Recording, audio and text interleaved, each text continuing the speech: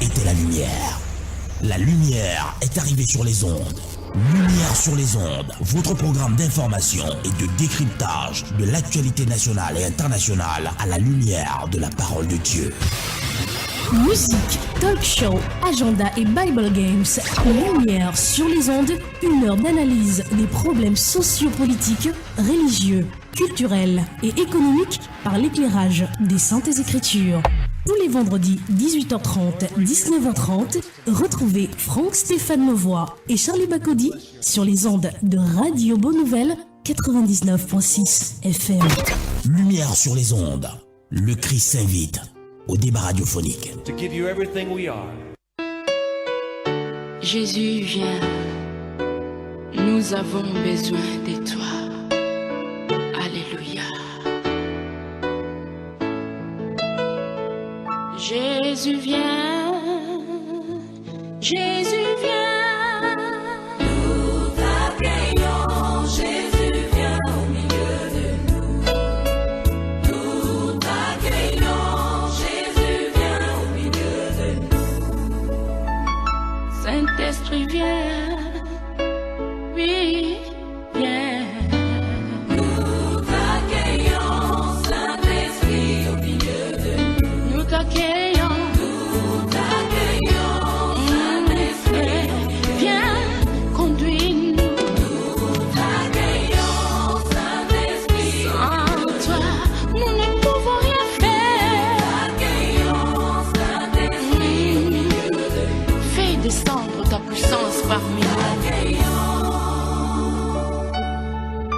Comme une biche soupire après des courants d'eau, ainsi mon âme soupire après toi.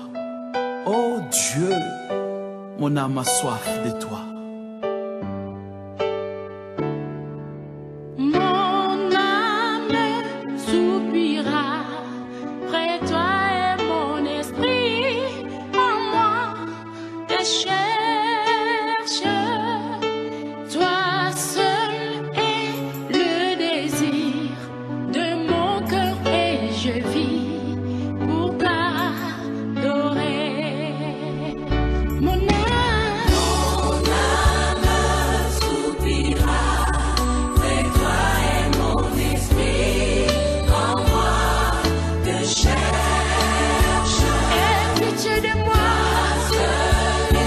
Toi seul, oh mon Jésus, je vis pour toi.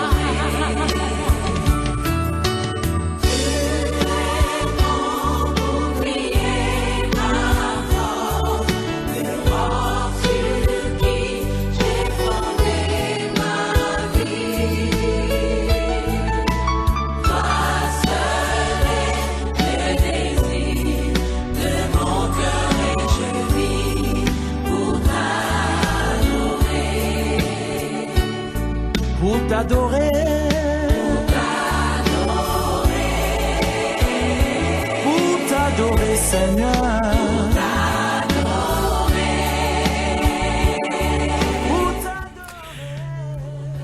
Mesdames et messieurs, bonsoir et bienvenue à votre programme Lumière sur les ondes diffusé tous les vendredis entre 18h30 et 19h. Faisons suite à notre émission diffusée vendredi dernier.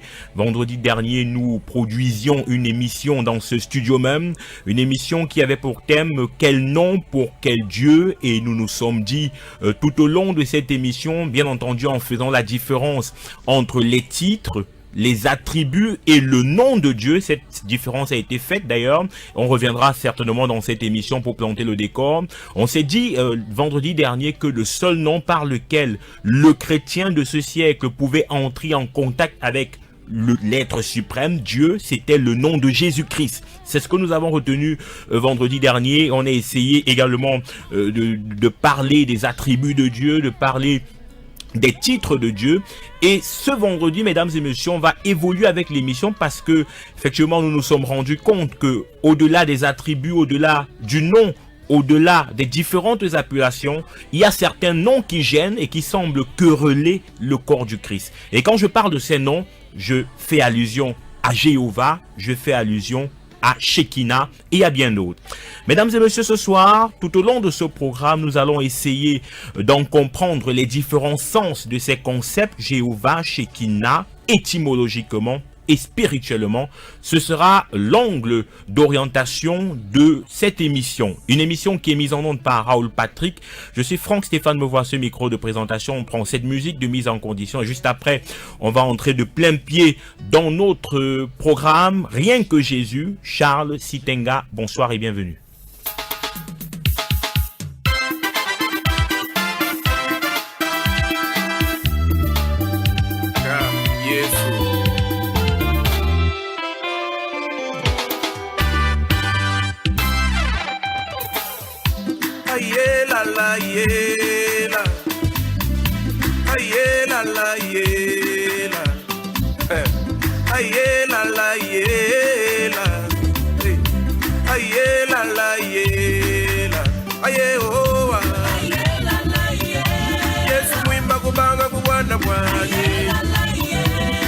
Zambi wakutenda mujinda kilolwe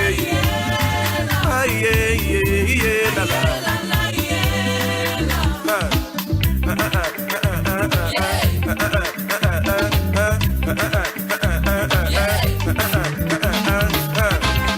Les gens me demandent comment je fais pour gérer ma vie.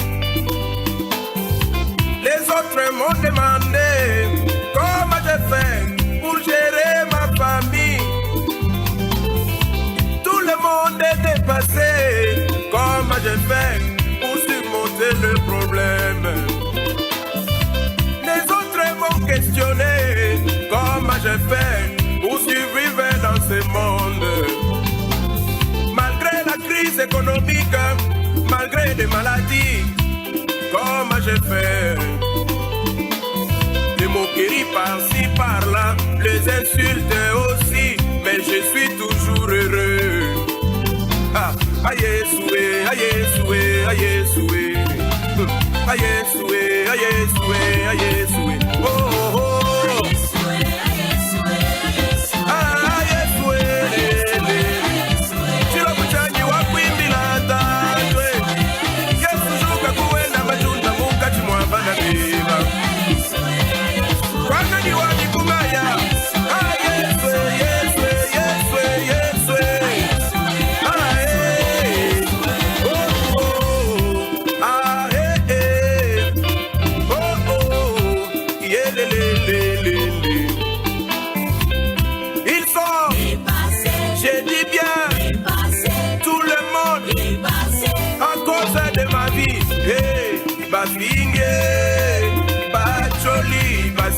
Balobi ebele kasi kimianda motema. Alors qu'ils croient avoir des richesses, qu'ils croient être forts, mais ils sont troublés devant moi. Les gens me demandent comment je fais pour gérer ma vie, et voici ma réponse. Je n'ai que Jésus.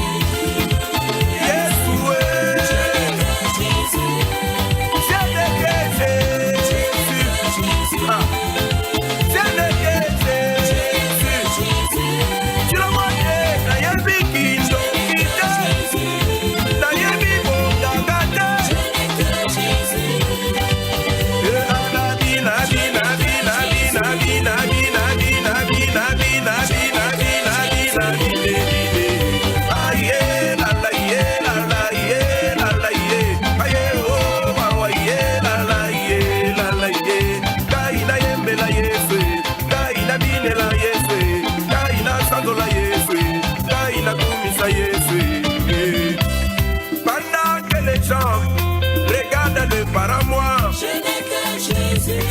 Rien que Jésus de Charles Sitenga, mesdames et messieurs, si vous prenez l'écoute à présent, vous êtes connectés sur la 99.6 FM. L'émission c'est Lumière sur les ondes, diffusée bien entendu sur Radio Bonne Nouvelle. Et ce soir, c'est la continuité d'un thème que nous avons commencé la semaine dernière. Quel nom pour quel Dieu? Et aujourd'hui, on a décidé de s'orienter sur ces noms qui semblent être querellés au sein du corps du Christ. Si une frange estime qu'elle peut passer par ces noms pour invoquer le Dieu créateur, Père de notre Seigneur Jésus-Christ. D'autres personnes estiment que ça n'a rien à voir avec Dieu et que ça renvoie à d'autres divinités. Il y aura de fortes révélations ce soir. Alors, nous allons dire bonsoir et accueillir notre invité. Il est seul pour le moment. On attend encore le frère Yann en espérant qu'il va nous rejoindre ce soir. Elie Bertrand Tchabda, ponctuel comme d'habitude et jamais seul. Toujours accompagné. Bonsoir et bienvenue. Bonsoir Elie Bertrand Tchabda. Oui, bonsoir. Voilà, commencer par dire bonsoir avant de philosopher et de convoquer des théories. Oui, bonsoir Franck Stéphane, bonsoir à tous les auditeurs, fidèles auditeurs de Radio Bonne Nouvelle et des Lumières sur les ondes en particulier. Donc je continue sur mes propos. Je vous en prie. La semaine dernière, j'étais taxé des véritables serpents de mer. Aujourd'hui, je suis fidèle et pointilleux. Comme pour dire que l'homme est divers et ondoyant, il peut changer, et voilà. Et justement, c'est un philosophe qui le disait, Thomas Hobbes, pour ne pas le citer. Pour parler des cas de changement, nous avons vu, vous avez changé l'atmosphère ici avec la musique distillée par notre bien-aimé frère Raoul Patrick, et les pas de danse que tu as esquissé ici dans cette studio nous a permis de mettre la température à 17 degrés ici. En tout cas, j'étais pas seul, j'étais accompagné de Grace Tchabda qui a dansé avec moi et qui est d'ailleurs dans ce studio. Grace, bonsoir aussi. Et bonsoir au frère Raoul Patrick, bonsoir à tous ceux qui nous écoutent. Mesdames et messieurs, nous entrons de plein pied dans cette émission. Elie Bertrand Tchabda, quel nom pour quel Dieu? La semaine dernière, on a commencé cette émission et je voudrais qu'on revienne un peu sur la question des attributs et du nom, ou alors attributs, titres et nom de Dieu. Il faut bien qu'on comprenne ce qu'on met dans attributs, ce qu'on met dans les titres et ce qu'on met dans le nom. Parce que je me dis que peut-être Dieu a un seul nom, ou alors il peut avoir plusieurs noms qu'il a révélés. Mais qu'est-ce qu'on met dans ces différentes colonnes? On commence par les attributs, après les titres, après le ou les noms. Voilà. Déjà, la semaine dernière, avant de répondre à votre question, il faut que les gens qui nous ont pris, qui nous prennent de cours, déjà que l'émission est postée sur Bamba, comme vous l'avez signifié la dernière fois, les attributs et les noms doivent être bien compris. Et il faut aussi qu'on comprenne la méthodologie impliquée dans cet enseignement, enfin pour le thème bien précis dont il est question. Il est question que nous distinguions exactement quel Dieu nous servons pour savoir exactement si nous sommes dans le vrai. Ça c'est un. Et la deuxième chose à savoir, c'est parce que dans beaucoup de réunions œcuméniques, on dit qu'on convoque tous le même Dieu. Et lorsqu'on commence à nommer ce Dieu-là, ça commence à créer des divisions. C'est pour ça que justement Amos nous dit effectivement que deux hommes ne peuvent pas marcher sans en être convenus. Donc il faut effectivement être convenu sur le nom de Dieu pour qu'on soit sûr que c'est le même Dieu que nous sommes de servir. Alors maintenant, dès le départ donc, de la création, nous voyons effectivement les différents versets manifester les attributs de Dieu. Dieu révèle ses caractères dans ses attributs, sa personnalité dans ses différentes appellations. La semaine dernière, j'ai cité ici le livre d'Exode chapitre 6, les versets 2 et 3, où Dieu a dit à Moïse qu'il s'est révélé à Abraham, pas sous le nom qu'il ne connaissait pas le nom éternel. Et j'ai dit, nous avons convenu que dans la version française, pour ce qui est de l'I-seconde, il est question de l'éternel, parce que l'éternel c'est celui qui est. Mais la traduction qui est dans l'original, dans le texte hébreu de la Torah, c'est YHWH, le Yod, le Vav et le He, tel qu'on a signifié la dernière fois, le tétragramme. Alors maintenant, ce tétragramme doit être traduit près de 6900 fois dans le Nouveau Testament, enfin dans l'Ancien Testament par éternel pour ce qui est du cas de l'I-seconde. Maintenant, Dieu dit dans Exode chapitre 3, le verset 14 et suivant, que voilà son nom. Il dit l'éternel est son nom. Alors, là-bas c'est écrit celui qui suit, celui qui est, donc le verbe dont la personnalité au présent. Maintenant, si nous rentrons dans le livre de Genèse, quand Dieu se présente, et il a dit dans Exode chapitre 6 qu'il s'est présenté à Abraham comme El Shaddai, le Dieu tout-puissant. Quand nous lisons le livre d'Hébreux, nous voyons effectivement que on dit d'Abraham que c'était le père de la foi et c'est pas la foi qu'il a offert son fils Isaac parce qu'il croyait que Dieu était puissant. Vous voyez cela, n'est-ce pas? Il croyait que Dieu était puissant pour ramener à la mort son fils. Et nous comprenons pourquoi Dieu s'est révélé à lui comme étant El Shaddai, le Dieu tout-puissant. Donc, dans les attributs et les différentes présentations de Dieu à l'humanité ou à différentes personnalités qui se présentent dans les Saintes Écritures, ces personnes-là révèlent et comprennent le caractère de ce Dieu-là. Il est tantôt manifesté comme Dieu pourvoyeur, comme le Dieu qui guérit, parce que je suis l'Éternel qui te guérit. Effectivement, il envoie sa parole guérit, ainsi de suite. C'est Nissi?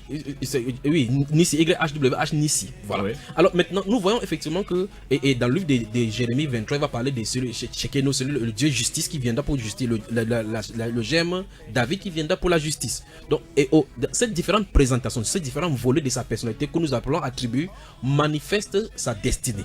et son vouloir dans l'implémentation de ce plan pour l'humanité. Maintenant, et c'est comme ça qu'il va se révéler au fur et à mesure dans la fonction humaine. Chaque fois qu'il va venir avec une fonction concernant ses attributs. Prenons le cadre sur notre plan humain pour qu'on puisse comprendre. Pour ce qui est du Cameroun, par exemple, la Constitution donne au droit au président de la République, parce que le président de la République, c'est un titre des personnalités qui gouvernent sur le Cameroun. Jadis, dans le royaume Bantou, c'était des rois.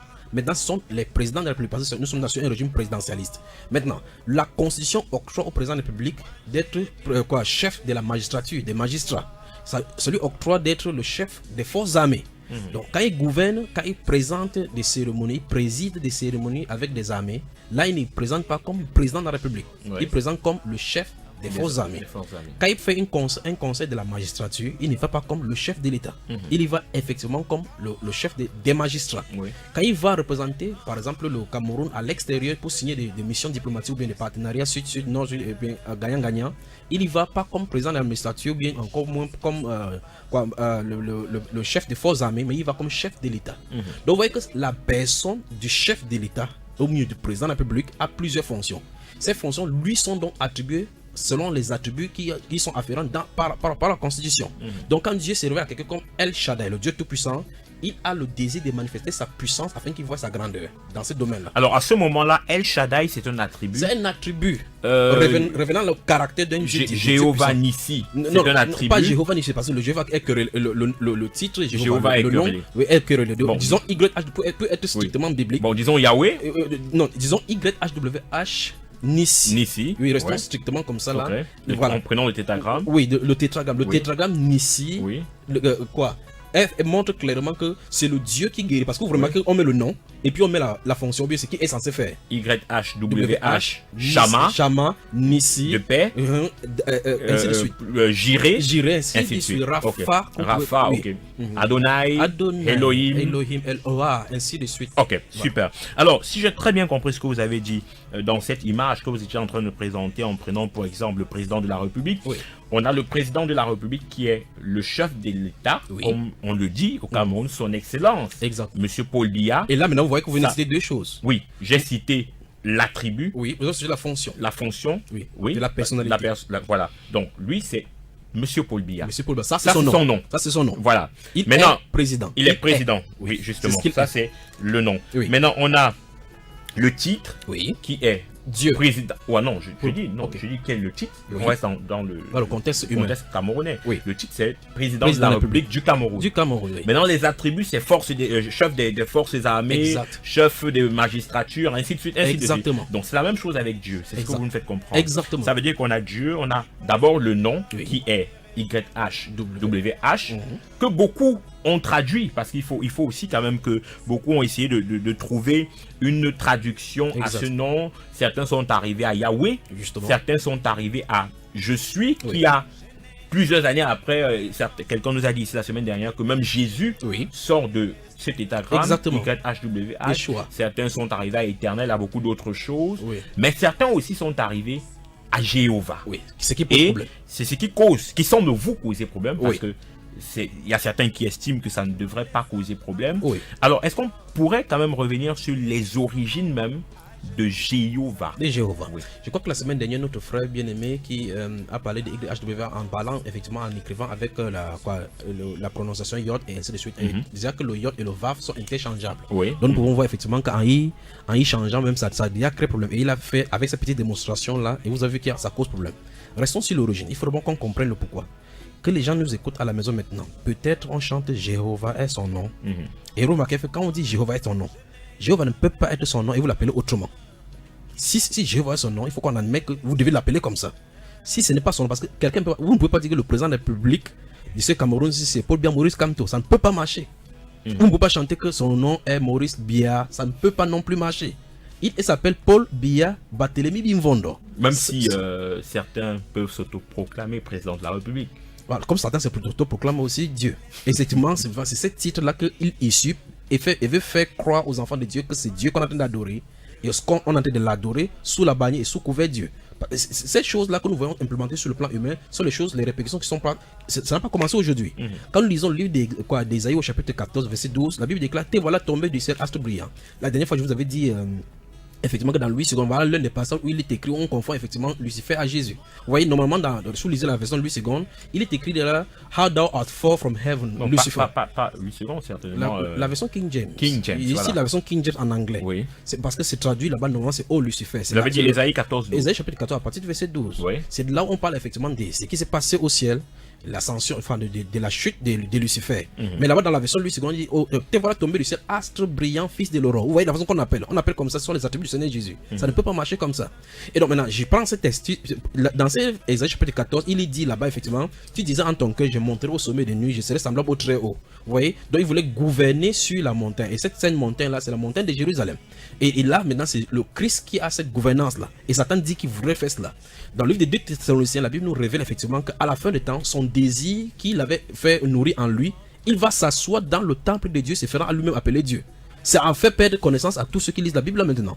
Parce que s'il est prophétisé dans le Nouveau Testament que le fils de la perdition, l'impie dont on en parlait depuis le siècle, est censé s'asseoir, écoutez bien là où on dit, dans le temple de Dieu. 2 Thessaloniciens chapitre 2. Oui. Et il est censé s'asseoir dans le temple de Dieu, s'est fait appeler lui-même, s'est fait adorer en tant que Dieu.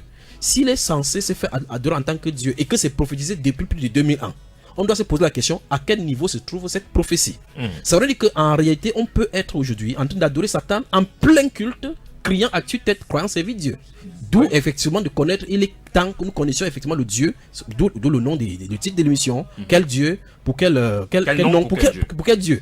Parce que si vous servez un autre Dieu, dans votre tête, vous avez la personne de Dieu que vous voulez servir. Mais vous appelez un autre nom, c'est une autre personne. Vous ne pouvez pas avoir dans votre établissement, si vous êtes enseignant, vous avez 80 élèves, vous décidez d'appeler Paul et qu'il y a 4 Paul. 4 Paul se présenteraient. Mais le nom des familles distingue de quel Paul on est en train de parler. Alors, ça veut dire que s'il y a plusieurs dieux, comme la Bible nous révèle, qu'il y a effectivement des milliards de dieux, soit la Bible déclare, soit dans les cieux, soit sur la terre. C'est ce que la Bible déclare.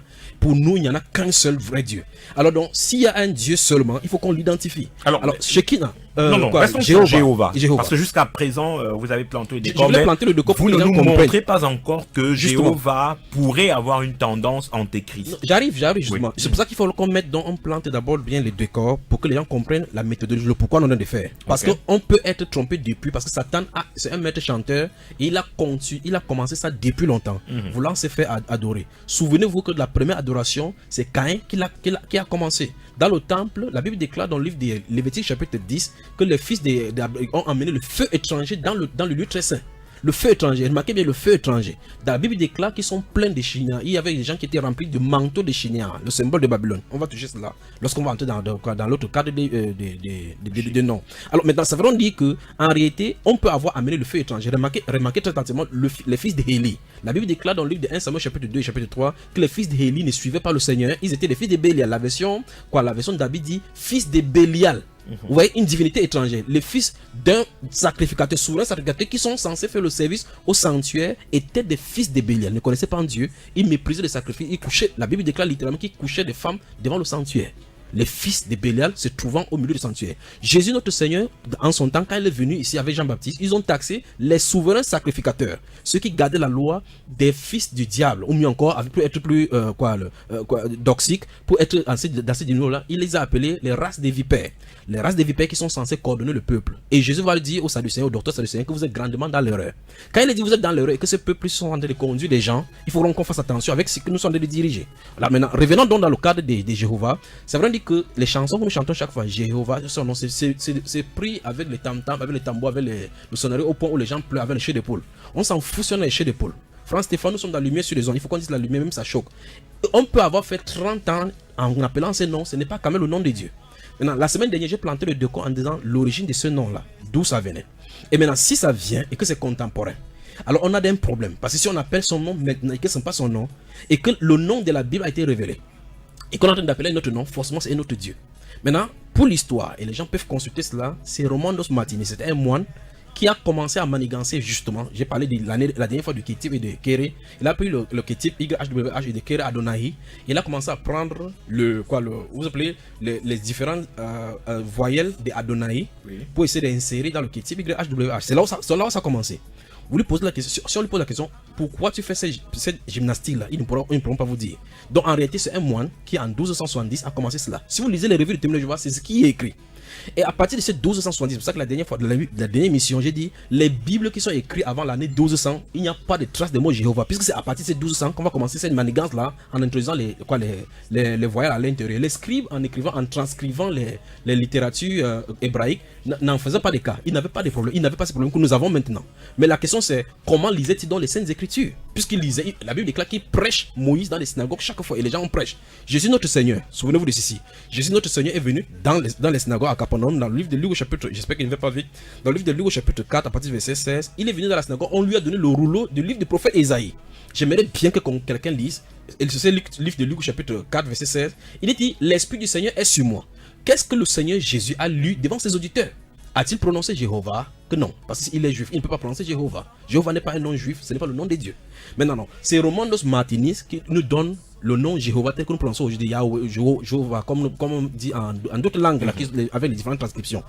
Donc, si c'est en 1200 que nous l'avons, forcément, les gens d'avant ne connaissaient pas cela. Ça, c'est un. La deuxième chose maintenant, c'est lorsqu'il l'a fait, et j'ai dit ça la dernière fois, il y a des revues des témoins de Jéhovah, le nom divin qui demeure à jamais, dans lequel ils ont implémenté et essaient d'expliquer l'origine de ces noms. Et justement, dans leur écrit, j'ai cité encore une fois de plus, la Bible, la version Tradition du Monde Nouveau de 1974, où ils disent effectivement que le comité, il veut justifier le pourquoi il porte le nom Jéhovah. Et ils disent que le comité de la Watchtower, ou mieux le comité central de Pennsylvanie, a décidé et opté pour le nom Jéhovah parce que, voici leur justification, parce que le peuple le connaît depuis le 14e siècle. Voilà le pourquoi. Ils n'ont pas dit que c'est le nom de Dieu. Eux-mêmes, ils ne disent pas que c'est le nom de Dieu. Mais pourtant, paradoxalement, ils disent que c'est le nom divin qui demeure à jamais. Si ça demeure à jamais et que ça a commencé à être effectif en 1200, on a un problème. Et bien plus, ils citent la version Shuraki, la version de l'abbé Crampon, en disant que ça utilise Yahweh. Et ils disent, bien que la prononciation Yahweh semble être probablement la vraie prononciation, nous avons opté. Le comité a décidé de suivre, de retenir Jéhovah parce que le peuple. Ici, il parle du peuple, pas d'une révélation divine, que le peuple le connaissait. Donc, pour satisfaire la curiosité du peuple, ces bandes démoniaques sont réussi à prendre, plutôt ont voulu prendre, en tout cas c'est à dessein parce qu'ils sont des francs-maçons. Et donc j'ai cité ici la dernière fois dans les revues le nom divin qui demeure à jamais. Ils démontrent, preuve à l'appui, les différents, ils ont mis dans cette brochure là, je crois que c'est les témoins, je vais savoir de quelle ils pouvaient trouver ça sur internet, ou bien pour ceux qui ont la tour de garde et les réveillez-vous, ils prennent les différents édifices religieux du 14e siècle, ils filment avec l'œil qui voit tout, le triangle avec le soleil qui sort là-bas, ils montrent effectivement avec les inscriptions Jéhovah tout autour. Et dans un autre église, je crois que c'est en Allemagne, ils ont mis un cercle avec l'œil qui voit tout, avec Jéhovah dans les quatre coins, avec le triangle équilatéral dans les différentes configurations de ce triangle. Il y a G dans un côté, Ho dans l'autre côté, et en bas, Va. Dans un cercle avec l'œil qui voit tout, avec le soleil qui tout autour. Et c'est le grand architecte, celui qu'on appelle G dans la franc-maçonnerie, qui inspire cela. Et la dernière fois, j'ai dit que ce sont les Templiers qui l'ont inspiré, qui ont fait tous ces baptistes-là. Ce ne sont pas les catholiques, ce ne sont pas eux qui ont construit, ce n'est pas d'argent. C'est les Templiers, la branche armée de la franc-maçonnerie, dont les cousines de l'église catholique, qui ont fait cela et ont ligué à leur les centres d'initiation, les centres de réunion maçonniques. Donc nous voyons effectivement que les témoins de Jéhovah ont pris ces images pour dire, en réalité, si ça se trouve dans les églises, forcément on invoquait Jéhovah ici. Alors que ce sont les Templiers, les bâtisseurs du 14e Moyen-Âge, qui le faisaient pour servir, pour adorer le grand maître Lucifer. Alors, et donc, je suis là, et c'est pour cela que dans la franc-maçonnerie, pour ceux qui m'écoutent, ils peuvent voir l'initiation, la franc-maçonnerie est classée en 33 degrés. Et le 3e degré, il est question de l'initiation de ces noms-ci. La dernière fois, j'ai cité Albert G. Mackey, qui, dans l'Encyclopédie of Freemasonry, a déclaré, c'est un franc-maçon, un grand professeur de l'initiation du franc-maçon, qui dit dans l'Encyclopédie of Freemasonry que Jéhovah est une tentative, c'est quand même amusant.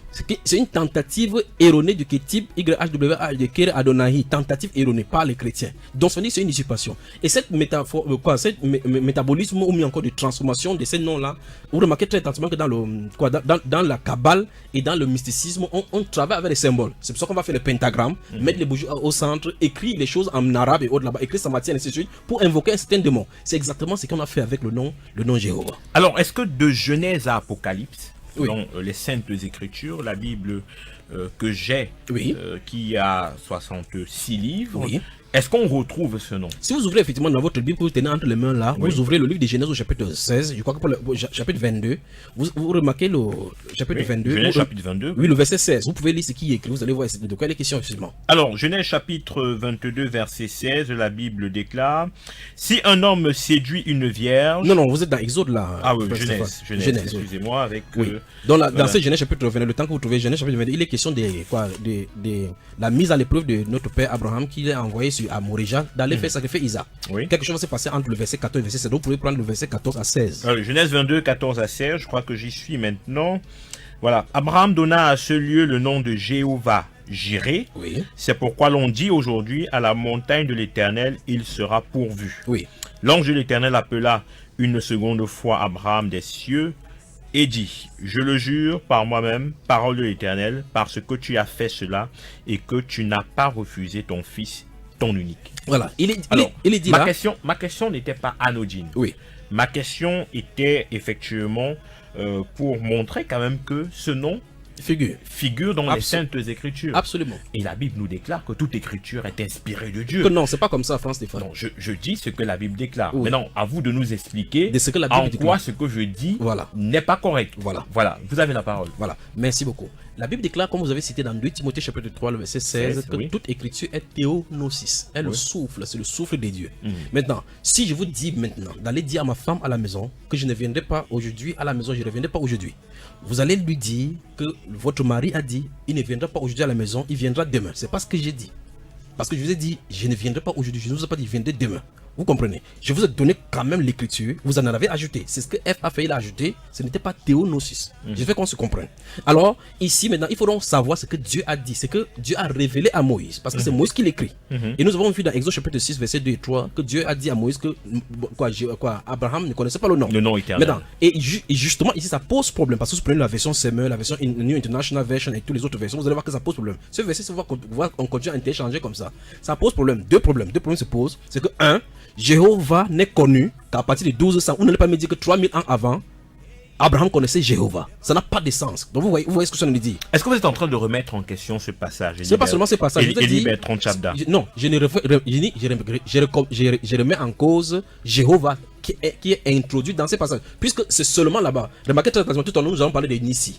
Vous avez dit que c'est seulement là-bas. Vous voulez nous faire comprendre dans toute la Bible, que ce n'est que Louis II non. porte ce passage, Pour le verset 22-14. Pour ce qui est de Louis II, Oui. dans le livre de Louis II, ce n'est que le passage où figure Jéhovah. Il n'y en a plus. Oui, mais c'est parce que la Bible déclare bien: Abraham donna à ce lieu le nom de Jéhovah Jireh. Oui, France Stéphane. Oui. France Stéphane, vous voyez, c'est ce que nous avons comme problème, comme problématique ici.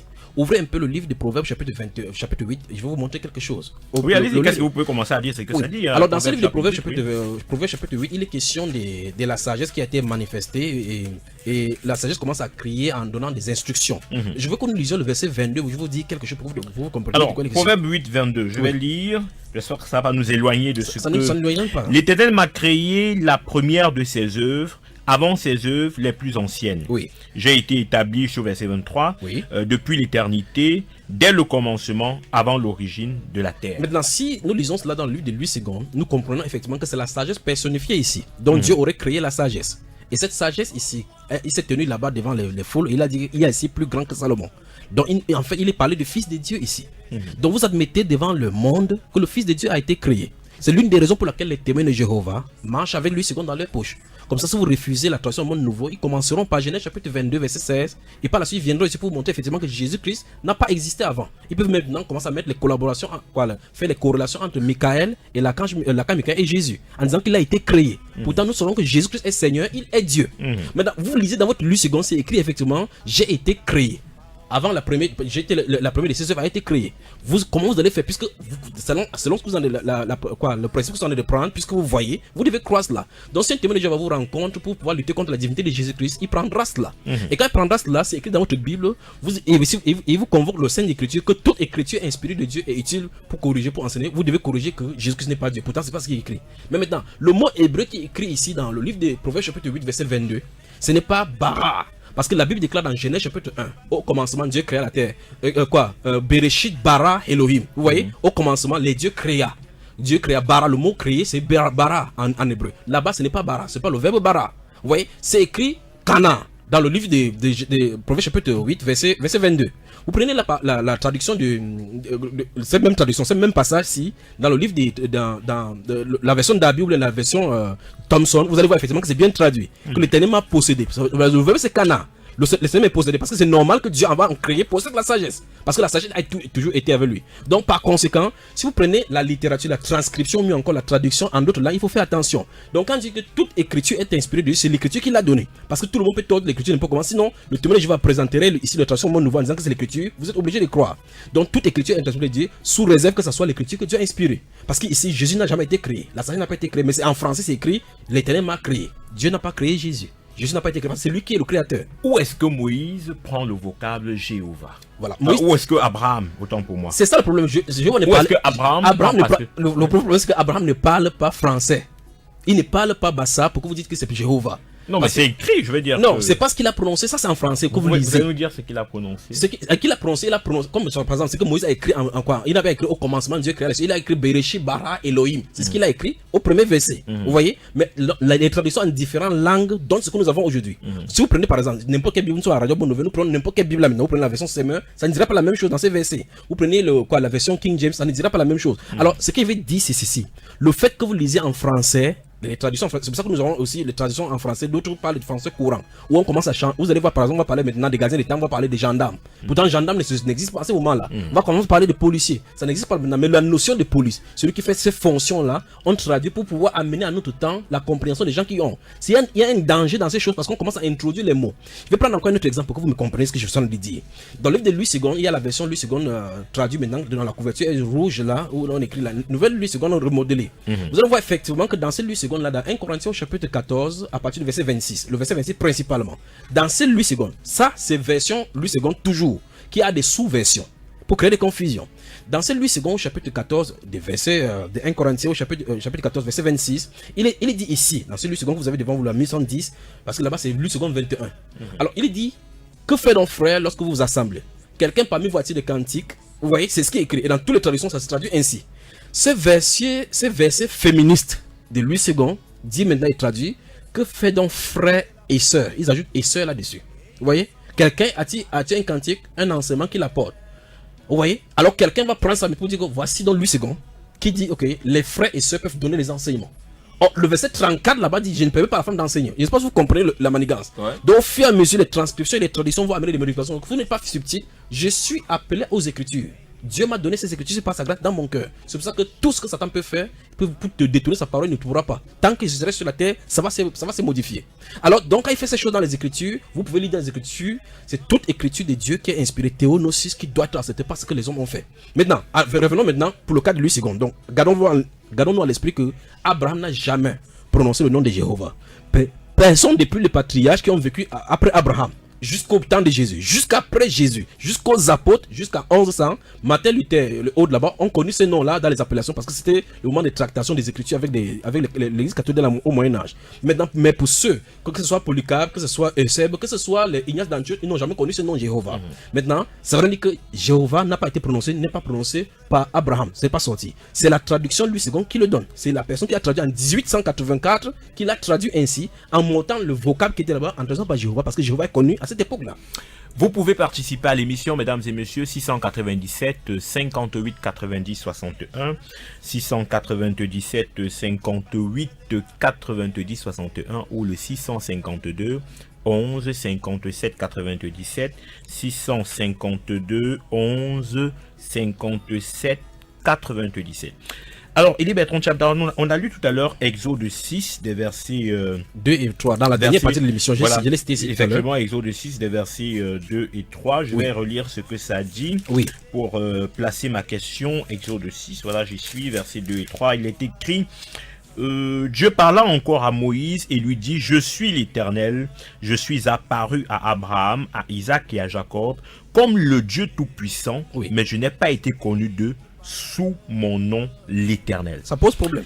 Alors, bon, en fait, moi, ça me cause pas problème. Je veux juste dire que on peut comprendre de ce verset que Dieu peut se révéler exact. à un peuple, à une personne, à une nation, selon son bon vouloir, selon le projet, selon le plan qu'il a pour cette nation. Exact. Et c'est ce qu'il dit d'ailleurs à Moïse, Oui. que moi je ne me suis pas révélé en Abraham comme étant l'Éternel. Exact. Il ne m'a pas connu ainsi. Oui. Est-ce que Dieu ne peut pas se révéler en tant que Jéhovah, en tant que, je sais pas, Loba, en tant que... Je m'interroge, Oui. puisque je m'appuie sur cette écriture Oui. pour m'interroger. Oui. En tant que Bonbon, Oui. je sais pas, Boubou, Oui. Baba, je Oui. sais pas.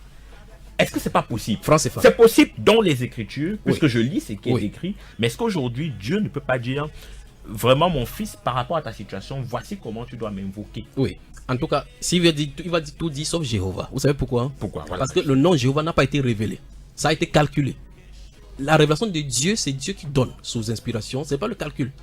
C'est ça le problème. C'est comme ça que la peine suivante a toujours calculé les choses, calculé les dates de la fin du monde, et les chrétiens pentecôtistes y entrent maintenant pour calculer la fin de l'enlèvement, le jour de l'enlèvement, ainsi de suite. Pour envoyer avec les lunes rouges, les lunes noires, les différentes choses qui vont arriver, ainsi de suite. Vous voyez, n'est-ce pas? Ce n'est pas le calcul. Ce n'est pas le calcul qu'on donne le nom de Dieu. Parce que nous avons vu en 1270 que c'est Raymond de Martinus qui a indiqué cela. Prenons un exemple simple. Oui. En 354, par exemple, nous parlons des différents calculs. C'est comme ça que le pape avec Denis le Petit ont conclu une alliance pour pouvoir trouver la date de la naissance de Christ. Oui. Ils ont commencé à tergiverser en faisant les calculs, en prenant les dates, ils considèrent l'an 0, l'an moins 0, ainsi de suite. Ça les a embrouillés. Ils ont trouvé le nom de 25 décembre. Et remarquez très attentivement qu'ils sont tombés dans la date de la divinité où on célébrait la divinité du roi de Dieu Soleil. Maintenant, en Asie, il y a une partie orthodoxe des 3 conciles, 4 conciles qui célèbre plutôt le 6 janvier. Donc, pendant qu'on a des naître, de célébrer une personne qui est une même personne. Vous voyez le paradoxe dans le monde. Une même personne, un reste du monde célèbre le 25 décembre, on termine. Entre temps, le 6 janvier, on célèbre la même personne. Une personne ne peut pas naître 2 fois. Donc, vous voyez, nous avons un problème là. Et nous sommes en train de parler d'une personne qui est divine et qui est censée naître un jour. Voilà un endroit. Je prends ici pour montrer effectivement que c'est le fait que l'église catholique a été implémentée le premier et qui, par l'expansion de son empire, a beaucoup infesté puisque les royaumes étaient catholiques ou rien. Ou bien on vous déposez en tant que pape, en tant que roi, ou bien vous soumettez à l'église catholique. Vous voyez, ces implémentations, c'est pour ça que les lois que nous avons sur la terre, les lois, on parle toujours des traités de Rome, des canons de Rome, tous ces lois-là sont issus de Rome. Et si c'est issu de Rome, vous devez comprendre que ça a été inspiré avec des doctrines païennes, venant également de la Sumérie et puis de la Babylone antique. Donc, quand nous allons toucher toutes ces choses-ci dans les canons bibliques, nous allons parler du démarrage, le bénédiction nuptiale, toutes les autres choses. Là, vous allez voir effectivement que ça tire sa source de là-bas. Donc, vous dites, ça peut être Dieu qui a dit à Raymond de Martinus, Dieu n'a pas donné quelqu'un de calculer son nom. Dieu donne la révélation. Il a un canal pour donner la révélation. Il apporte des révélations par ses anges, par ses prophètes à lui. Alors, oui. une dernière question pour sortir de ce nom. Oui. Si dans le justificatif Oui. de Romano, Oui. il avait dit que Dieu m'a révélé Oui. cela, Oui. est-ce que vous seriez d'accord? Dieu ne lui a jamais révélé. De toute façon, il n'a pas dit Vous ne pouvez pas cela. dire que Dieu, vous pouvez dire que Non, Dieu- il n'a pas dit Il cela n'a pas parce dit, que je suis parce que d'accord. c'est une école Je suis qui s'est d'accord. réunie pour Mais pouvoir faire des recherches. Je comprends très bien, Oui. au regard des faits historiques que Oui. vous présentez, Oui. on comprend Oui. que ça a été un calcul, une manière Oui. de faciliter l'appellation. L'appellation. Je comprends ça, ça se comprend. Oui. Maintenant, je dis, s'il avait dit que Dieu me l'a révélé, Oui. est-ce que vous aurez été d'accord, puisque Dieu, sur la base de ce verset que nous venons de lire, Oui. on a très bien vu comment Dieu a dit que je me suis révélé là-bas comme ça, mais ici, Exact. est-ce que vous aurez été d'accord avec ça? Dieu a sa façon de se révéler. Il dit, ben, Dieu, vous n'êtes pas Dieu. Non, c'est Dieu qui nous a donné le carnet, on ne peut pas faire autrement. Oui. Dieu apporte, il est révélé par des prophètes, pas par des moines. Je ne sais pas si vous comprenez l'arrière-plan de cela. Ouais. La dernière fois, si vous avez pris quelqu'un qui a dit qu'il était général ici, qui va tuer le président, qui va faire tel chose, je dis que c'est pas la façon de Dieu de faire comme ça. Dieu a un carnet, ceux qui le connaissent, il dit que mes brebis entendent ma voix et me suivent. C'est pas toute révélation qui est là. Il y a des révélations qui est venue par exemple de Fatima en 1921, en octobre, que la reine du ciel, enfin, Marie est venue, il a dit aux gens de continuer à prier. C'était une révélation, et là c'était même très vrai, parce qu'ils ont vu le soleil. Tout le monde a visité, près de 4000 personnes ont vu cette apparition, et qui parlait, qui tremblait là-bas dans le ciel. C'était une révélation, c'était une vision, mais c'était démoniaque. Alors toute révélation doit être scripturalement surveillée. Si c'est hors de la scripturation, alors on élimine. Maintenant, si Romanos Martinus dit c'est une révélation, Yahvé doit être éliminé. Parce que ça ne peut pas en même temps être Yahvé et Jéhovah. Alors ça veut dire que si vous dites c'est Jéhovah, que ça soit Jéhovah, parce que je ne peux pas en même temps être appelé Tchad, en même temps Frère Stéphane. Je ne sais pas si vous comprenez. On a quand même ce cas biblique, non? Lequel? Dans un cas où il est éternel, dans un autre cas où il est je suis. Non, mais le vrai position il dit effectivement que le tétragramme YHWH, c'est ce qui découle pour donner Yahvé et c'est ce qui découle pour donner Jéhovah. L'un dit c'est Jéhovah, l'autre dit c'est Yahvé. C'est pour ça qu'il dit, si la révélation dit c'est Jéhovah, alors dans ce cas, Yahvé doit être éliminé. Ok, 697 58 90 61, 697 58 90 61, 652 11 57 97, 652 11 57 97. Vous pouvez appeler, envoyer des messages, vous poser des questions, contribuer, participer à cette émission. Nous parlons des noms. Quel nom pour quel Dieu? C'est dans la continuité. Et ce soir, nous touchons particulièrement les noms qui semblent causer problème, qui sont assez querellés au sein des communautés chrétiennes. Jéhovah, on tourne la page. Shekinah. Entendons d'abord. Oui. Si quelqu'un nous écoute, que ce soit à Radio Bonne Nouvelle, et que dans votre machine, vous avez la chanson Jéhovah est son nom, vous êtes possédé par ces Jéhovah-là et vous servez un démon. Ce sont des propos qui vous engagent, Liberton. Tout ce qu'il dit sur ces antennes, c'est m'engage. Nous sommes dans la lumière sur les ondes. Remarquez très attentivement, nous devons. Je ne suis pas l'ennemi des chrétiens. Je n'ai pas dit non. Personne ne doit être mon ennemi à cause du fait qu'on dise la vérité. Le but pour lequel le Seigneur nous envoie, c'est pour restaurer. Et pour restaurer, ça veut dire que, remarquez très attentivement que quand Élie est venu, il fallait qu'il reconstruise l'autel des dieux qui avait été dévasté. Il faut construire l'autel des dieux. Vous ne pouvez pas vouloir adorer un Dieu que vous ne connaissez pas. Vous devez le connaître. Si les francs-maçons adorent ces dieux Jéhovah, vous adorez le même Dieu. Ils initient les gens pour avoir le pouvoir. Vous adorez, vous chantez, vous sauvez les chairs des poules. C'est les chairs des poules. Ça veut dire que si quelqu'un chante Jéhovah et son nom, c'est un franc-maçon à la manière religieuse. Et si quelqu'un chante Je suis et son nom? Qui chante alors Je suis et son nom? Ça, Je suis, c'est son nom. Ah parce, bon? parce que le nom YHWH veut dire c'est celui qui est. Pas en contradiction avec ce que on s'est dit la c'est la définition. Laissez-moi poursuivre. Si quelqu'un vous acceptez que quelqu'un peut chanter Je suis et son nom, Je suis n'a pas été révélé, ne nous a pas été révélé. Non. Je suis a été révélé à un peuple bien connu. Souvenons-nous de ceci. J'ai dit la dernière fois que d'abord que ça soit El Shaddai, ça se trouve dans la Bible. Il n'y a pas de contestation. Un peu comme Jéhovah. Non, Jéhovah ne se trouve pas dans la Bible. On vient de lire. Jéhovah ne se trouve pas dans la Bible, Stéphane, parce que dans l'écriture hébraïque, on peut retrouver Elohim, on peut retrouver Eloha, on ne peut pas retrouver Jéhovah. Mais tout comme je viens de lire Jéhovah. Donc vous avez lu dans votre version, parce que si même notre version ici, je lis, il n'y aura pas Jéhovah, il y aura l'Éternel. Je comprends, mais c'est assez ambigu quand même, parce que voici le problème. De me dire que je ne dois pas faire foi. Mettons-nous. Je ne dois pas faire foi à ce que j'ai comme Bible. Stéphane. Ce n'est pas la traduction du Monde Nouveau. Stéphane. C'est une Bible Louis II. Stéphane. Oui. La traduction du Monde Nouveau, si vous prenez la traduction du Monde Nouveau, ils disent qu'ils traduisent d'après le grec. Et en consultant les écritures originales. Dans le Nouveau Testament grec, c'est-à-dire interlinéen grec, de façon interlinéenne, c'est-à-dire que mot à mot, vous regardez là-bas, vous regardez la version grecque, il n'y a pas nulle part le mot Jéhovah. Mais 173 fois ils ont introduit Jéhovah dans le Nouveau Testament. Ça se trouve nulle part. Et vous ne l'avez pas dit que dans l'original ça se trouve. Donc maintenant, il y a près de 8244 exemplaires des scripts, des manuscrits du Nouveau Testament. Et dans ces manuscrits-là, chaque personne y va selon les manuscrits qu'ils ont pris. Peut-être c'est le texte reçu, peut-être c'est le Sinaïcus, peut-être c'est le Coran A qu'ils ont pris pour traduire. Et dans aucune de ces traductions se trouve Jéhovah. Parce qu'en réalité, ces traductions-là, ces manuscrits existent avant 1200. C'est dans les traductions latines, donc maintenant, puisque Romano Martini était dans cette linguistique, dans ce courant de linguistique, dans la version grecque, ça ne se trouve pas. Dans la version de la Septante, ça ne se trouve pas. Donc on ne peut pas lire ça dans le second en disant que non, voici ça. Il dit, c'est pour cela que les témoins de Jéhovah marchent avec cette version-ci dans le sac. Alors maintenant, vous prenez une autre version, par exemple la version Semeur, ou bien la version New International Version, ça ne se trouve pas. Donc si ça ne se trouve pas, même si ça se trouve là-bas, ce n'est pas quand même son nom. Ça remet quand même au goût du jour un problème celui des différentes traductions. Oui. C'est un problème sur lequel les églises chrétiennes sont tensées, sont menacées. Exact. Beaucoup de non-chrétiens, beaucoup de païens qui ont eu le privilège d'un peu lire, attaquent les chrétiens sur ce problème de traduction, ainsi de suite. Peut-être dans une autre émission, on questionnera, on posera la problématique de la traduction biblique. Non seulement de la traduction biblique, mais de savoir quelle est la version qui se rapproche un peu des textes originaux. Donc, quelle est la version qui semble se rapprocher, qui semble un peu faire une traduction assez fidèle. On gardera cette émission pour une autre fois. Alors, on a terminé avec Jéhovah. On a conclu que Jéhovah n'est pas le nom de Dieu, c'est quelqu'un il invoque un démon. Oui, ça c'est ce que vous avez dit. Il est un franc-maçon. On a très bien même compris si on chante ce que vous avez dit. Même si on chante ça dans les émissions ici, sur Radio Bonne Nouvelle. Radio Bonne Nouvelle, c'est inconsciemment les francs-maçons sans s'en rendre compte. Bon, on a aussi compris que dans ma Bible, 8 secondes, le nom Jéhovah quand même apparaît. Ça veut dire que vous lisez Jéhovah, vous y croyez, vous savez également le franc-maçonnerie avec votre Bible. Oui, c'est ce que vous dites de moi, il n'y a pas de souci. Moi je rappelle seulement les faits. Les faits disent que dans Genèse, Exode 6, les versets 2 à 3. Exode chapitre 22, le verset 14 et 16. Voilà, Exode. Non, Genèse chapitre 22. Genèse, c'est dans Genèse. c'est au mont Morija. Genèse chapitre 22, versets 14 et 16. Voilà, effectivement. Oui. Alors, on poursuit donc avec, puisque vous avez parlé d'hébreu, vous avez parlé de grec, Oui. il y a un mot hébreu Oui. qui signifie la demeure de Dieu. Qu'on donne comme définition la demeure de Dieu. C'est Donc, pas ce que ça signifie. Je dis, il y a un mot en hébreu qui Oui. signifie Oui. la demeure de Dieu. Oui. Et ce mot, c'est Shekinah. Où est-ce que Et vous prenez votre...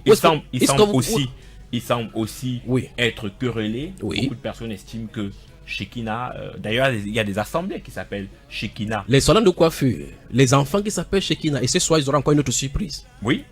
Quelle est la surprise, Elibert? La première surprise que Shekinah, ça ne se trouve nulle part dans les Saintes Écritures.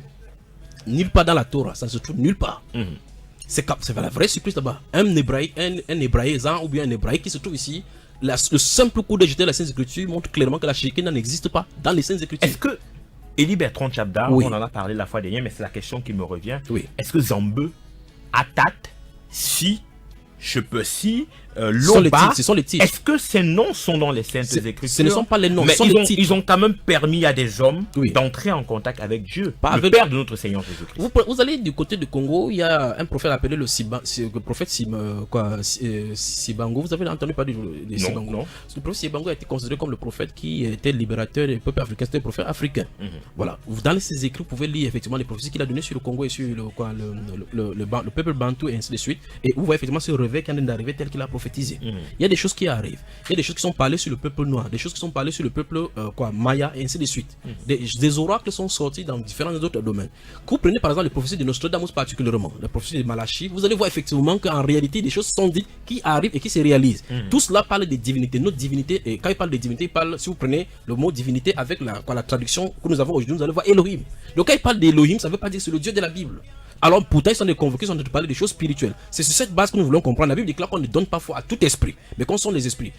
Alors allons à la base. Avant que la Bible n'arrive en Afrique, et les gens se taguent de le dire, avant que la Bible n'arrive en Afrique, nos grands-parents suivaient les Saintes Écritures, connaissaient déjà Dieu.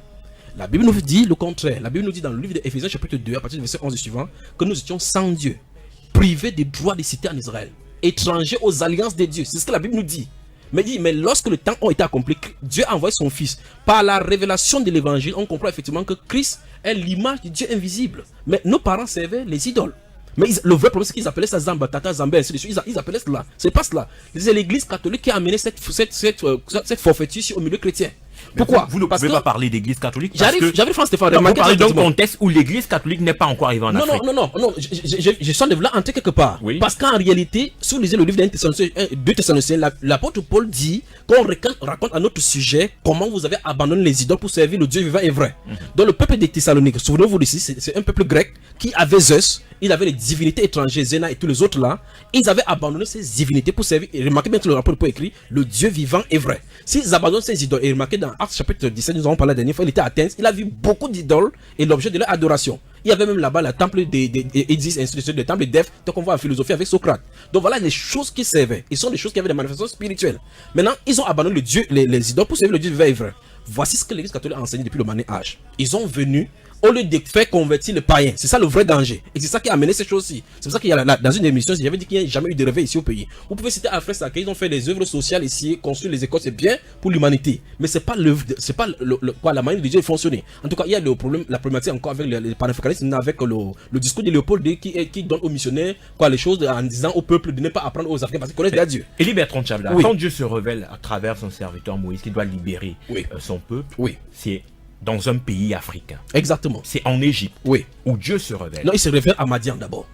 Il se révèle à Madian pour l'amener en Égypte, pour aller faire sortir son peuple. Oui. En effet. Oui. Alors, Madian, Oui. c'est dans quelle localité? C'est dans le désert. Dans Donc le c'est désert. un territoire neutre, oui. C'est en territoire neutre. Oui. Mais c'est dans un continent. Dans un continent. Qui est le continent? Le continent africain. Voilà. Donc c'est en Afrique. Oui. C'est là où je voulais arriver. Absolument. Dieu se révèle en Afrique Oui. à Moïse Oui. et il donne une mission à Moïse. Absolument. Moïse va à la conquête, il va tirer le peuple Oui. des sévices Oui. de Pharaon. C'est également en Égypte. Absolument. Dieu parle à son peuple en Égypte, Oui. qui est en Afrique. Oui. Mais vous nous faites quand même comprendre et savoir que les Africains Oui. ne connaissaient pas Dieu. Mais non, Ça c'est bien. Non, mais non, on est dans un territoire Oui. où on a vu la manifestation de Dieu. Voici une chose, Stéphane. Restons dans le contexte de la Bible que vous avez cité. Oui. Avant que Moïse ne quitte l'Égypte pour aller quelque part en Madian, pour fuir en Madian, la Bible déclare qu'il était enseigné dans toute la sagesse de la divinité et des divinités égyptiennes. Moïse était un magicien, un grand magicien. Maintenant, vous remarquez très attentivement que le peuple égyptien était formé par Isis. Il y avait le dieu Ra là-bas, Thor, et ainsi de suite. Vous n'allez pas me dire quand même que c'était des dieux Ra. Ce n'était pas des divinités, c'était des anges de Dieu. Non. Donc ça veut dire qu'avant que Dieu ne se révèle en Afrique, des Africains servaient des divinités. Oui, je suis d'accord. Alors ce sont ces divinités dont maintenant, écoutez très attentivement. La franc-maçonnerie, que ce soit la franc-maçonnerie, la rose croix d'or, le rose croix d'Amor, vous allez remarquer que tout style est origine dans l'Égypte antique, puisqu'ils parlent effectivement, ils prennent Jésus comme un grand maître de la loge, puis parlent au même titre qu'Osiris et autres. Osiris, justement. Et qui aussi aurait ressuscité. Effectivement, avec les similitudes. On va voir ces similitudes là, parce qu'il faut qu'on traite ce cas ici. On a fait le reste. Non, dans une autre émission, on pourra traiter le cas des religions africaines à la lumière de la religion révélée. Maintenant, remarquez très attentivement, juste on dit effectivement que quand vous regardez, vous remontez les sources, vous remarquez que la rose croix d'Amok se tague d'être de l'initiative qui vient depuis 3000 ans avant Jésus. Et ils se disent chrétiens aujourd'hui, mais ils suivent les rites de l'Égypte ancien. C'est vrai que longtemps avant que Jésus ne vienne, ils avaient des manifestations de foi. Il y a les cultes de morts en Égypte. Dans le livre des morts, même on parle comment il faut faire coucher dans ces gens-là pour les maintenir en captivité pour que dans l'autre monde ils ressuscitent. Donc ce que vous faites est dangereux, est vraiment dangereux parce que vous en avez dit effectivement le fait que Dieu ait parlé au peuple juif en Afrique, ça suppose qu'il connaissait déjà Dieu. Dieu ne s'est pas révélé à tout le peuple africain, à tout le continent. Il a parlé à un peuple, à donner ses lois pour qu'au travers de ces lois, qu'on puisse voir qu'il est différent des autres dieux. En dehors de ça, quand Dieu convoque les 10 plaies qu'il afflige à Pharaon, il dit c'était pour infliger le dieu égyptien. En dehors de ça, c'était pour faire montrer qu'il existait un Dieu capable de surplanter tous les autres dieux. Ça, c'est à son peuple à lui. Il ne se révèle pas comme ça au peuple africain. Non, je vais dire que cette histoire qui a eu lieu en Égypte a couru dans tout le continent. Exactement. Dans tout le continent, on a dit le Dieu des Juifs, pas le Dieu des Africains. Comme on dit chez nous, a fait fort. Justement. 10 fois, il a humilié Pharaon. Ça n'a pas aussi permis aux Africains d'abandonner les divinités, puisqu'ils n'en ont pas abandonné. Pas tous. Il y a certains qui sont joués au peuple de Dieu. On a vu quand on est dans le Nouveau Testament, l'eunuque éthiopien qui rencontre Philippe. Qui revient en Afrique avec la parole de Dieu. Frère Stéphane, beaucoup de choses sont passées entre temps. Vous êtes à plus de 3500, vous avez fait un bond de plus de 3500. Ce que nous voulons comprendre, nous voulons dire ici, c'est que quand Dieu se révèle à un peuple, le but de ce peuple-là, ce n'est pas pour aller prêcher sur le continent africain. Il voulait prendre ce peuple-là pour montrer en ce peuple-là l'échantillon de sa grâce et de son plan. Le but de Dieu, c'est de cibler ce peuple-là pour, au travers de ce peuple, montrer ses oracles. Il n'était pas pour but de faire comprendre aux Africains. Mais l'aspect que vous prenez ici est très important. Justement. Parce que je voudrais montrer aux gens qu'au travers de ça, avant que les Juifs ne viennent, avant que vous ne vient vers la révélation du vrai Dieu, le peuple africain sur le continent servait des divinités. Je suis d'accord. De manière innocente.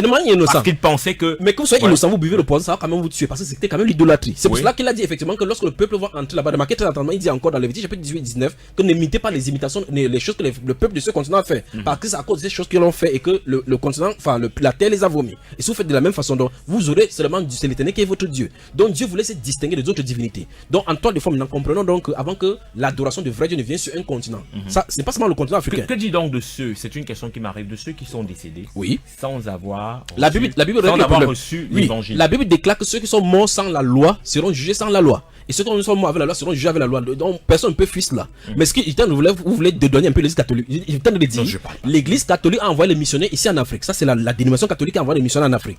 Au lieu de faire convertir les gens selon les rites de la conversion biblique, parce qu'il faut abandonner. Il y a une séparation. On ne peut pas avancer avec Dieu en gardant les idoles. Comme Gédéon l'a fait, il a cassé les idoles de son parent pour pouvoir avancer. Qu'est-ce que les catholiques ont fait? Ils ont converti des points d'eau. Ils ont sanctifié, entre guillemets, je mets sanctifié entre guillemets, les points d'eau en lui attribuant les noms. Ça se passe partout, c'est la règle catholique. Ils ont sanctifié le cours d'eau, sanctifié les forêts, sanctifié donc les païens ont continué à être. C'est pour ça qu'ils se sentent à l'aise à l'église catholique. C'est pour ça les catholiques veut dire universel. Donc on retrouve tout le monde là-bas. On peut retrouver dans les chaînettes des bouddhistes là-bas, des chaînettes musulmans, les kandoura de tous les. Alors, Shekinah, et vous l'avez dit, j'ai fait des recherches. N'a aucune trace scripturaire. D'où vient ce nom? Enfin, ça vient de la Kabbale. Ici, ça vient de la Babylone. Pour ceux qui lisent, nous sommes vraiment pris par le temps. Pour ceux qui viennent lire les écrits, Shekinah est issu. Enfin, c'est même pas la source là-bas. C'est plus loin que cela. Une minute ne suffirait pas de faire, mais glissons-y quand même. Alors, dans la Babylone, là, les Juifs ont émigré à Babylone. Ils sont rentrés avec ce qu'on appelle le Talmud. Il y a le Talmud de Babylone. Et c'est à partir de là où la tranche juive de la Kabbale juive ont commencé à parler de la présence féminine. Donc, Shekinah dans la Kabbale est considéré comme la présence féminine. C'est-à-dire que c'est la partie femme de Dieu. Et quoi que si on peut mettre ça comme ça pour que les gens comprennent, c'est que Dieu en même temps, c'est quand même terrible comme adoration démoniaque. En tout cas, si quelqu'un chante Shekinah, il sert effectivement dans l'église catholique ce qu'on appelle Marie, ou mieux encore la reine du ciel. Donc c'est la reine du ciel dont il est question dans le Kabbale. Si vous direz, c'est la personne qu'on appelle la reine du ciel. Donc si quelqu'un a mis son nom, le nom de son enfant Shekinah, son enfant c'est un démon qu'on a appelé ainsi. Alors, dernière question, que risque le chrétien Oui. En appelant dans tout les cela. appellations Shekinah, Oui. Jéhovah Oui. et autres? Qu'est-ce qu'il risque? Si vous invoquez un autre Dieu en dehors de Dieu, vous êtes coupable de 2-1. Vous appelez un autre Dieu parce que vous n'aurez point d'autre Dieu devant la face que l'éternel. Ça c'est un. Des deux, vous appelez comme ça des démons, vous affligez avec les démons et puis il y aura la frustration tout simplement. Merci Eli Bertrand Tchabda, c'était un plaisir de vous avoir. Merci mesdames et messieurs d'avoir écouté cette émission. On se donne rendez-vous la semaine prochaine. S'il plaît à Dieu, on a beaucoup de thèmes dans notre valise qu'on va devoir développer pour davantage édifier et fortifier les différents auditeurs. Vous voulez dire un dernier mot? Oui, juste dire aux pasteurs et nos amis qui ont ouvert des écoles de théologie qu'au lieu d'implémenter, avant d'implémenter et perpétuer certaines choses, il faut que chacun voie à la source pour vérifier. Et j'invite les chrétiens qui m'écoutent maintenant sur la planète Terre de ne pas prendre comme gratuit tout ce qu'on leur dit et qu'on leur révèle. Il faut que chacun fasse ses recherches, tout simplement pour être dans la vérité. Un peu comme les Béréens qui Exactement. allaient sonder les Saintes Écritures à chaque fois qu'on leur apportait un nouvel enseignement. Exactement. Mesdames et messieurs, merci de nous avoir écoutés. Merci à Raoul Patrick. Merci à tous ceux qui ont participé de manière spirituelle à la réalisation de cette émission. Bonsoir une fois de plus à Grace Tchabda. Bonsoir à Babette Doya. Bonsoir à vous qui nous écoutez. À vendredi prochain, si plaît à Dieu. Que le Seigneur vous bénisse.